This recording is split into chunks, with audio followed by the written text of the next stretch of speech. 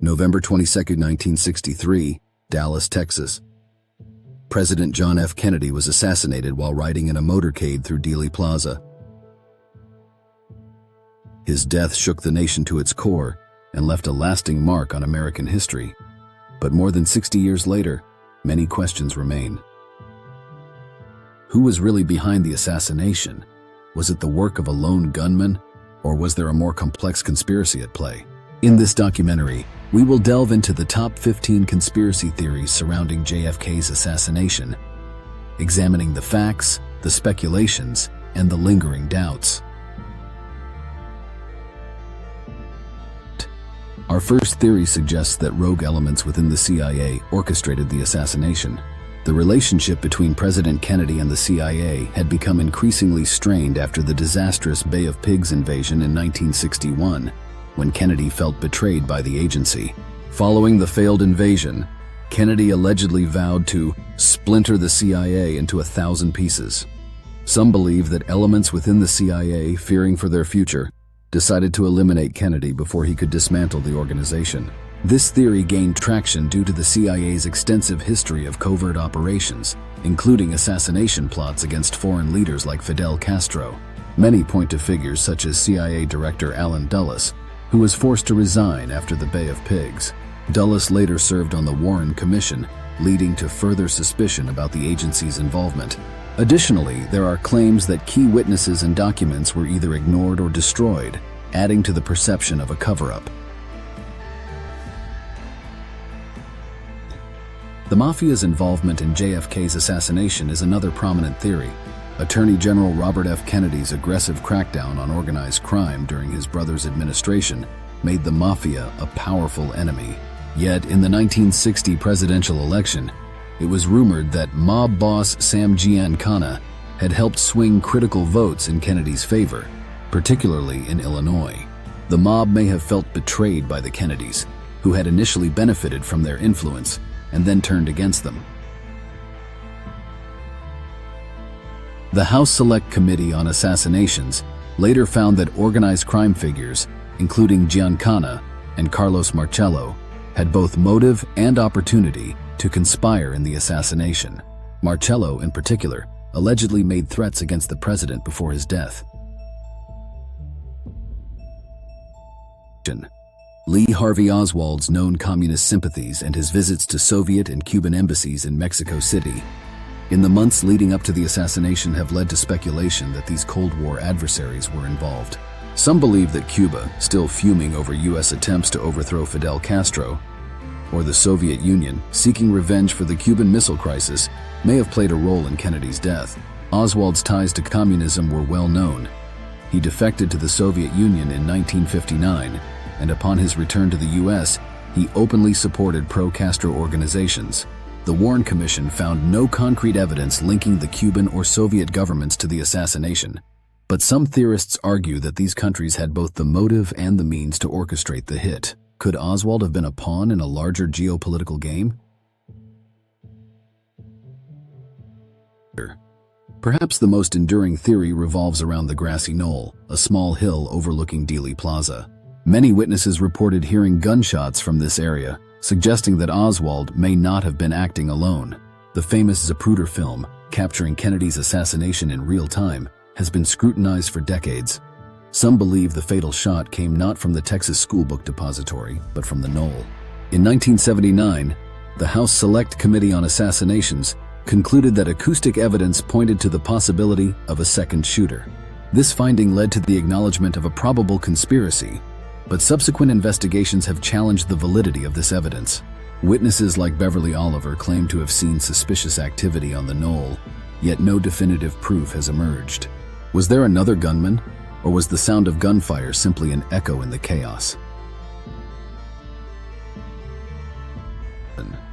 Vice President Lyndon B. Johnson ascended to the presidency immediately after Kennedy's death, but some theorists believe that he was involved in the assassination. Johnson, a political heavyweight, had a tense relationship with JFK, who was reportedly considering dropping him from the ticket in the 1964 election. Critics of this theory point to Johnson's rapid rise to power and his sweeping changes in policy following Kennedy's death particularly in relation to Vietnam. Allegations that LBJ had ties to corrupt Texas businessmen and political figures have fueled suspicion. Was Johnson a mere beneficiary of circumstance, or did he play a more active role in the plot? In 1967, New Orleans District Attorney Jim Garrison launched his own investigation into the assassination, accusing local businessman Clay Shaw of conspiring to kill Kennedy. Garrison also implicated David Ferry, a former airline pilot who had connections to both Shaw and Oswald through the Civil Air Patrol. Ferry's mysterious death shortly after Garrison's accusations has fueled speculation that he was silenced to prevent further revelations. Garrison's investigation, though controversial, introduced the idea that Kennedy's assassination was part of a broader conspiracy involving New Orleans-based operatives. But was Garrison on the trail of the truth, or was his case based on unreliable testimony and circumstantial evidence? Before leaving office, President Dwight D. Eisenhower warned of the growing power of the military-industrial complex, the web of defense contractors and military officials with a vested interest in perpetuating conflict. Some theorists believe Kennedy's efforts to de-escalate the Vietnam War and his steps toward détente with the Soviet Union made him a target of this powerful faction. Kennedy's initial resistance to deploying large numbers of troops to Vietnam angered military leaders and defense contractors who stood to profit from continued U.S. involvement. Could these interests have conspired to ensure his removal? This theory touches on broader concerns about the influence of big business and the military on American foreign policy. Another theory focuses on JFK's attempts to reform the Federal Reserve, the central banking system of the United States. In June 1963, Kennedy signed Executive Order 11110, which authorized the U.S. Treasury to issue silver certificates, potentially reducing the power of the Federal Reserve to control the money supply. Some believe this move threatened the financial elite, who saw Kennedy's actions as an attack on their influence. While Executive Order 11110 was never fully implemented, the theory persists that powerful banking interests may have been involved in Kennedy's death to preserve their control over U.S. monetary policy. After the failed Bay of Pigs invasion, many Cuban exiles living in the United States felt betrayed by Kennedy's refusal to provide additional military support to overthrow Fidel Castro. Some theorists suggest that these anti-Castro militants, enraged by Kennedy's decision, may have conspired to assassinate him. The CIA had trained and armed many of these exiles, and they had the means to carry out such an attack. Figures like Luis Posada Carriles, a militant involved in various anti-Castro plots, are sometimes linked to the assassination in conspiracy circles. But while the Cuban exile community had a motive, there is little hard evidence to support their involvement in the assassination. In April 1961, President Kennedy gave a speech warning about the dangers of secret societies and their influence on global affairs. Some conspiracy theorists believe this speech was a veiled reference to the Illuminati or other clandestine groups, and that Kennedy's assassination was part of their plan to maintain control over world events. Theories about the Illuminati and other secret societies have long captivated the public imagination. According to this line of thinking, Kennedy's efforts to dismantle their power, whether real or imagined, resulted in his elimination. While the idea of a shadowy global conspiracy may seem far-fetched, it continues to attract believers.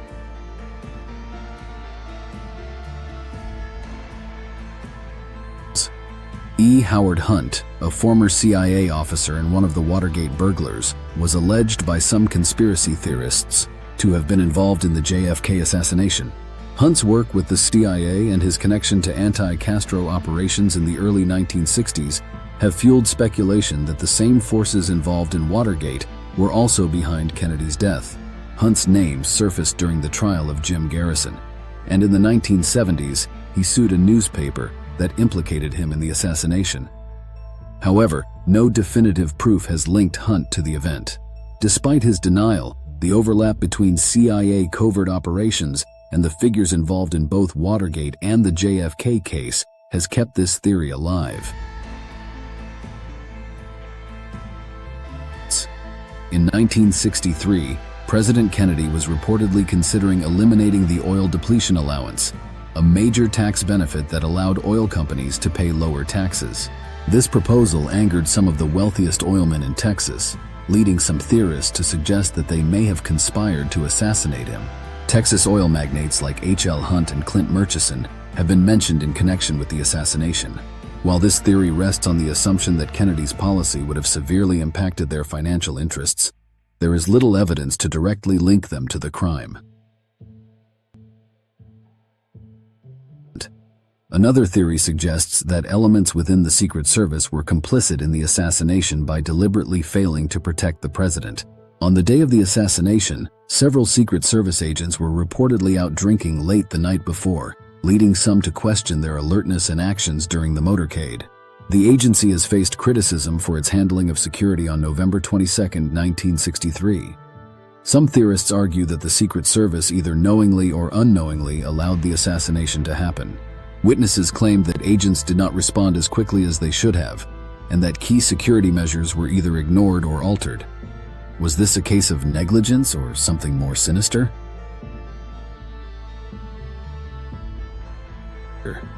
One of the more controversial theories surrounding JFK's assassination is the notion that Israeli intelligence, specifically Mossad, was involved. President Kennedy had pressured Israeli Prime Minister David Ben-Gurion to allow inspections of Israel's nuclear reactor at Dimona, which was suspected of being used to develop nuclear weapons. Kennedy's insistence on transparency with regard to Israel's nuclear program led to a tense relationship between the two nations. Some theorists suggest that Israel saw Kennedy's potential re-election as a threat to their nuclear ambitions and acted preemptively to remove him from office. This theory, though speculative, points to the broader geopolitical tensions of the time. Among the more unusual theories is the story of the Umbrella Man, a figure seen holding an open umbrella near Dealey Plaza on the day of the assassination. The weather was clear, so why was this man holding an umbrella? Some theorists speculate that the umbrella was a signaling device, or even a weapon, used to coordinate the assassination. However, in 1978, a man named Louis Stephen Witt came forward, claiming to be the Umbrella Man, and explaining that his actions were a protest against the policies of JFK's father, Joseph Kennedy. While Witt's explanation is widely accepted, the image of the Umbrella Man remains a point of fascination for many conspiracy theorists. The assassination of John F. Kennedy remains one of the most debated and analyzed events in modern history. Despite numerous investigations, including the Warren Commission and the House Select Committee on Assassinations, many questions remain unanswered. Was Lee Harvey Oswald truly the lone gunman, or was he part of a larger conspiracy? The truth may never be known, but the theories continue to captivate and intrigue generations. Thank you for watching. If you enjoyed this dive into one of the most famous conspiracies, then give us a follow. Like, share, and subscribe for more exploration of conspiracy theories.